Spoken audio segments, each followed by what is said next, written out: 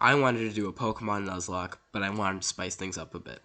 So using Team Subbit's mods, I added over 100 custom Pokemon into Pokemon X and did a Nuzlocke. This is how it went. I named myself Matt and told my rivals to call me Subscribe, which is what you should do, and like if you enjoyed the video. I saw the starters, and they were Magnezone, Wingull, and Palkia, so I was obviously taking Palkia. And a bit of a disclaimer, this is not the first attempt of the challenge. I did one and lost to a Pokemon trainer with a Mega Mewtwo X and a Mega Abomasnow. And Mega Mewtwo X and Y are the strongest Pokemon in X and Y, so I stood no chance. So I did have to reset. But let's go over the rules for this Nuzlocke. I just followed typical Nuzlocke rules. I have to catch the first encounter in each route. I don't have to catch it, but that is my only encounter for that route. I have to nickname every Pokemon, and if a Pokemon faints, it dies. I also implemented an optional rule, which is dupes and species clause, which means if I encounter a Pokemon that I already had, or of its evolutionary line, I can re-encounter on that route if it's possible. And I want to give a huge shout out to Team Subbit. They are the ones who made these custom forms possible. I'll leave a link to their Discord in the description if you want to download some of their mods. You will need your own emulator and ROMs, but once you have those, you can take the files from the Discord and put them into the game on Citra, where I played, and you could play this for yourself. So huge shout out to them. They do work for like other big YouTubers like Original 151, United Gamer, Gameboy Luke, a bunch of people. So thank you to them for making this possible. But let's get into the run. After beating the rival battle, I headed straight to Route 2 for my encounter, because in X and Y, the first route that you get encounters on and the forest are guaranteed capture, so whatever I find, I will get. And my first encounter was a Masquerain, which wasn't the best and would see no use throughout the playthrough, but my forest encounter was a custom form Dragon Fire type Rayquaza, which wouldn't see much use right now, but would be pretty important later on, and I won't spoil it, but you'll have to see what it does later. I headed out of the forest and I caught a Dragon Ice Tyrantrum, which was really cool. And I realized that the majority of my team was Dragon types, 3 of the 4 of them. But I headed to Santaloon City, went right and got an Umbreon as my encounter, then headed into the gym. Viol had nothing of note, and I easily got my first gym badge of the playthrough. After beating the gym, I headed to Lumiose for my starter options because in Vanilla X and Y, you get a choice between the 3 Kanto starters, but these would obviously be randomized. And my options were okay. Donphan and Beartic were fine, but I decided to go with the custom form Marowak, which was Rock type, because the Donphan didn't really interest me, and I already had Ice coverage, and I thought Rock would be useful. So it was decent, and I headed to the next route where I could get honey for horde encounters. Horde encounters would be very good because they would give me 5 options of encounters, so I got to really choose. And my horde was very good because I could have gotten a Mew in it. I was able to take out the rest of the horde and catch the Mew successfully, but I wasn't going to use it that much. Mew's level up moveset isn't great, and the TMs I was getting were not randomized, so it would just have some like infestation. So I decided to have it in the party, but not really use it. I did everything in the palace with no really good encounters until I was able to get a Budew in this horde. Now, at first I was like, this is a pretty terrible horde except for maybe Gligar, but Budew evolves into Rosalia, and Rosalia can learn Sweet Scent, which gives me infinite hordes, because honey, I'm only limited to however many I have in the game, and unless I get a random one just on the ground, I can't buy them anywhere. But Sweet Scent allows me to have infinite hordes, which gives me this great opportunity of having 5 possible encounters per route everywhere, or at least where hordes were available. I booked it to Ambret Town, where I was able to get the fishing rod, and I ended up getting a Steel Water custom Ferrothorn, which I leveled up, thought it was going to be a main team member, and then I made it to the next route and got a custom form Water Gabite, which evolves into a Water Steel Garchomp, which would be significantly better than the Ferrothorn, so I caught the Garchomp, and I went through the cave, and Ferrothorn ended up dying. I kind of let it go down. I didn't care for it much because I was about to replace it anyway, so I let it die, and then I put Gabite on the team when I got back. I moved on to Silage City, where I encountered a Dragon Fletchinder, which was cool. I caught it, but I did box it because it was pure dragon, and I already had enough dragons as it was, so I didn't need another one. And then I went up and got my horde encounter, and it had a Reggie Gigas. Reggie Gigas would have been fantastic without slow start. He would have been able to sweep so many teams, and I spent so long and so many Pokeballs trying to catch him. I must have thrown 40 something great balls, and he didn't stay in any of them until I ran out and I had to run. Not being very happy, I went to face Grant without any issues, so that's 2 badges. And then I went to Geosenge to face Karina, and fun fact, this is where I lost last time. She had the Mega Mewtwo and the Mega Abomasnow, but I was able to beat her in this run. Once out of the cave, I did all the story stuff and went for Karina. My horde wasn't that good. It was had like the best thing was Electrode, but I didn't really want that. So I fought Karina pretty easily, and I thought that the Mega was gonna be randomized, but it wasn't. It was still just Lucario. And in case it was randomized, I didn't think so because hers was also Lucario, so I just don't think that battle was randomized, including mine. So I decided not to use the Lucario because I didn't think it was fair because it wasn't, changed. It stayed the same, except for its ability. But then I headed straight to Ramos because these gyms are right next to each other without getting really any good encounters. And for the most part, his team wasn't much of a challenge. He had some bulky mons like Walrein and a Fire Psychic Meganium, but in pretty rapid succession, I was able to get the next 2 gym badges. After this point, however, the Nuzlocke would really take into effect. I had only had 1 death, and it was to a Pokemon I didn't really care about, and I kind of let it die. But from this point onwards, I get a few more deaths. So I was able to clear out Team Flare in the desert pretty easily. No Pokemon that caused a threat. But then I went into Clement's gym, and I ran into a custom type Dark Fire Scizor with my Gabite out. My Gabite had Shell Bell, which would heal it depending on how much damage it did. But I didn't kill it, the Scizor, and it was able to knock off me, which did double damage because I had an item, and it was Stab from this Scizor because it was a Dark type, and it killed Gabite, which was devastating. I was so excited to use this Garchomp, and I wasn't because of a mistake that I should have seen coming.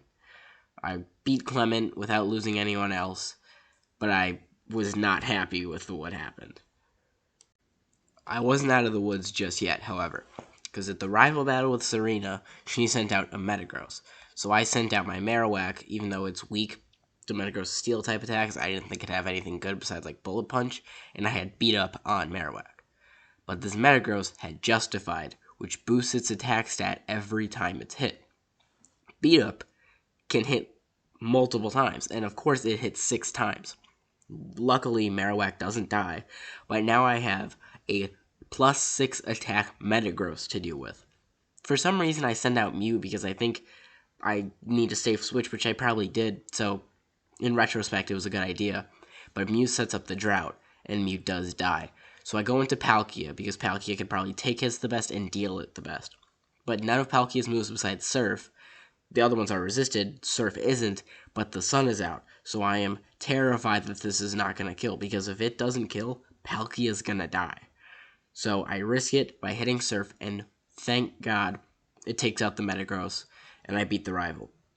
But this was really scary. I travel through the rest of the Route 16, and I get a Mienshao, water fighting type, in the town, and an Exploud, which I put on the team. And then I go take on Valerie with no problems. 6 badges down, but we have not hit probably the most devastating loss yet, but we're almost there. I went into the Pokeball factory to do the story battles, and unfortunately I did lose Mienshao. It was in a fight with a Bronzong who Metal Sounded, which lowered my special defense twice, and then used a Future Sight, which Mienshao took out. But then they brought in Amistar, which hit me with a Mud Bomb or Mud Shot, which did tons of damage, which left me at 33 HP, but the Future Sight was no doubt going to kill me, and it did. It's partially my fault because I should have switched something in, but it wasn't the worst thing to lose. But now, we're about to get to the worst death of the playthrough. I first got a Steel Psychic Starmie, which I added to the team in place of Mienshao, but then I headed to outside Frost Cavern, where I ran to a trainer with an Ice Dragon Tyrantrum, the same one I have. And for some reason, I thought, hey, I'll bring in my Tyrantrum. And in the switch in turn, it uses Dragon Dance, which means it's faster and has higher attack. So I go for something, but then it Dragon Claws and destroys mine. So probably the MVP of the team up until this point dies to itself, which that was terrible. The worst loss of the playthrough. But to make things even better, I head over to the next trainer, a mandatory trainer, and it has the Garchomp that I could have gotten, and it kills my Starmie that I just got. I just lost 2 mods back to back, one of them probably being the best team member we've had so far. So I was not feeling very well, and now I had to find 2 members to replace these 2. I decided to put Spiritomb, Mamoswine, and the Dragon Talonflame on the team. I took off Exploud for Spiritomb, and I made it through the rest of the Ice Cave without anyone else dying, thankfully. But on the next route, I encountered a Registeel, which I wanted for a few reasons. He was my starter in an Alpha Sapphire Nuzlocke series, which I did on the channel. But I also thought it would be really helpful to have a Steel type. And I did let him take down Talonflame because I was like, oh, hey, I'm going to catch this guy. Talonflame's really not very good, being pure dragon. But similar to Regigigas, he would not stay in the ball. I used all my Pokeballs on him, and he didn't catch. So for some reason, Regis just don't want to be on the team. But then I headed to the 7th Gym Town and a Star. I went to face Olympia, and during that gym battle, another rough death happened. During the gym battle, I had Palkia out against an Abomasnow, which it took out, but it ended that one-on-one at not full health when Olympia brought out a Hydreigon. Now I thought that I would outspeed and kill it with Dragon Breath or Spatial Rend. But that didn't happen. Hydreigon outsped, super effective stab Dragon Rush, killed Palkia, which hurt a lot. My starter, basically one of the carries of the playthrough besides Tyrantrum, it was tough. So I got to the gym and decided to put Rayquaza on the team in place of Palkia because I did decide to only have one legendary at a time for now. After I get Rayquaza, I do add another legendary later, you'll see. But I didn't want to make things too easy on myself. And it clearly was not easy, and it gets even harder later. I do all the Team Flare hideout stuff in Lumiose, and nothing of note there. No hard battles or anything of the sort. So I head over to Geosenge to do the other Team Flare base, and this is where the more interesting stuff happens. In the hideout, the second one, I'm in a double battle with a Aggron, and it's a 2v1, and Serena has a Donphan, so I think this is going to be an easy fight. But I didn't expect Aggron to outspeed, and for some reason, I had my Rock-type Marowak out, so Aggron's Iron Tail obliterated it, and it went down. But I wasn't terribly mad. Yes, Marowak had been a big help, but I was about to get a guaranteed legendary, and it was a Keldeo. Not the best choice, but not the worst. I wasn't going to Master Ball it, but it did get it got 3 Swords danced up, so it was plus 6 attack, and I didn't want to risk it, so I just used my Master Ball. And then it was time for the Lysander fight, which was pretty easy until I was Mega, which was Mega Gengar, and I had my custom form Water Electric Tentacruel out, and I was gonna kill it, and I did, but it Destiny Bonded, killing Tentacruel. I have not mentioned Tentacruel a lot up until this point, but he has basically been the carry once Tyrantrum died. I put him on before Olympia, and after, all that stuff went down in the Ice Cave, but he was such a valuable team member, and that hurt maybe even more than Palkia. Not as much as Tyrantrum, but with as little that I did have, now Keldeo did help after getting it. It was still a tough loss. After all the story stuff, I headed to Wolfric, and on the way I was able to catch a custom Zorua that was Ice Ghost, which I added to the team. I was leery of having 2 ice types with Zoroark and Mamoswine, but it didn't matter, because on the bridge, the dreaded 3 rival battle happened, and I lost Mamoswine, which was sad, yeah, but Zoroark was a more than acceptable ice type as another option, and in the Winding Woods, I was able to catch a Sandile, which I evolved into Crocodile. So my bases were covered with Mamoswine's typing. I then did Wolfric with no problems, except there was a Slacking, which was a bit scary. But then I had beaten all 8 gym leaders in Pokemon X and Y, so it was time for the league. I went into Victory Road where my encounter, the final encounter of the playthrough, was a Breloom. I did catch it and add it to the team because I really wanted the grass type, even though I would have 2 fighting types. But there were no deaths or tough battles, so I made it to the Elite Four. I stocked up on potions, and I went in with the team of Rayquaza, Zoroark, Crocodile, Breloom, Keldeo, and Tentacruel. I'd gotten another Tentacruel because the first one came from a fossil, and I found a same fossil. So it was time for the Elite Four. The first Elite Four member I fought was Malva, and I did lose a Pokemon. She sent in a Fire Grass Vileplume, so I sent out Keldeo to hopefully one-shot it. But I didn't. It went for Petal Dance, and Keldeo died. So I lost one of my legendaries on the second Pokemon of the Elite Four and the champion. So that wasn't ideal, but there were no other problems with Malva, so we went on to the next one. Nothing of note happened against Wikstrom, but then we fought Drasna, which was easily the most dreadful member of the Elite Four.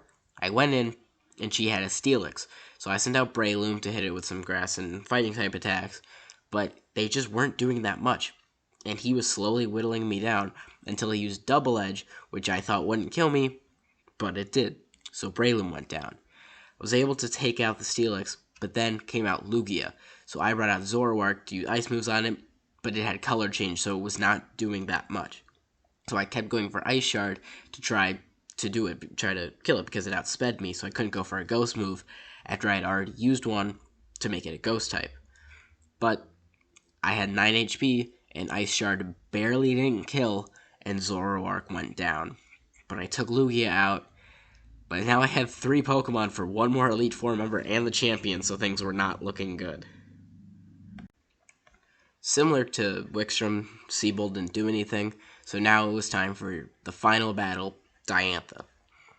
So I beat her first Pokemon, but then she sends out the Water Electric Goodra. So I send out Crocodile to use an Earthquake on it. But of course, it has Levitate, so Earthquake does nothing, and Crocodile goes down to an Aqua Tail. And I probably would have killed because I outsped. Goodra is fairly bulky, but who knows.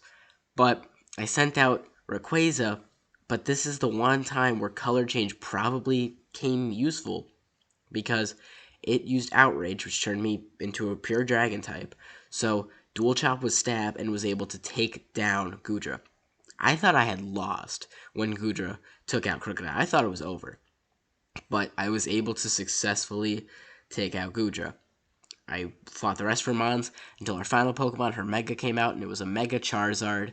But Rayquaza had Ancient Power and took out the Charizard, defeating it, beating Diantha, and making me the winner of the Pokemon X Nuzlocke with custom Pokemon. Thank you all for watching. I had a ton of fun with this playthrough. Remember to check out Team Summit. I'll leave their link to their Discord in the description if you want to do a challenge like this. If you want to see more randomizer Nuzlocks, comment down below if you want to see them with custom forms. I think there's some mods for Sword and Shield, maybe some DS games, maybe Omega Ruby Alpha Sapphire, but hope you all enjoyed. Got some cool videos coming soon. Legends Arceus, the only shinies, Road to Master Ball tier in Scarlet and Violet, and a Cage Lock with Gold Axolotl coming soon. So check out those whenever they come out, and I'll see you in the next one. Bye.